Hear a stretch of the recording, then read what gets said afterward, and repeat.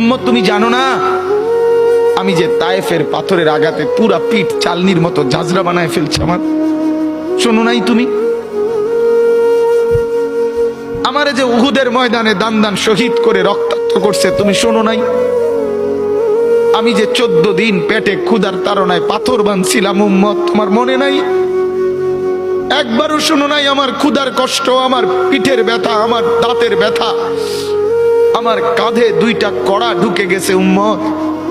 আমার ঘরে 3 মাস আল্লাহর নবীর স্ত্রী আয়েশা বলছে, আল্লাহর কসম উম্মত, নবীর স্ত্রী বলছে 3 মাস 3টা চাঁদ উঠছে ডুবছে, রাইনা হেলালান সুম্মা হেলালান সুম্মা হেলালান, 3 চাঁদ 3 মাসে নবীর 9 জন বিবির কারো ঘরে আম্মা জান আয়েশা বলে 1 ফোঁটা চুলায় আগুন জ্বলে নাই।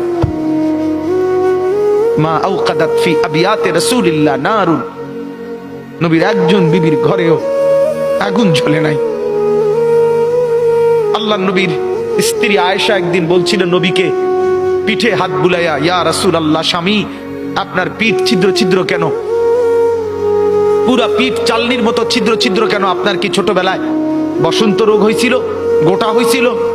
আল্লাহর নবী চোখের পানি ফেলে বলছে, আয়েশা তুমি জানো না আমার এই পবিত্র দেহে তো কোনোদিন মশাও বসে না, মাছিও বসে না, পোকা বসবে কেমনে?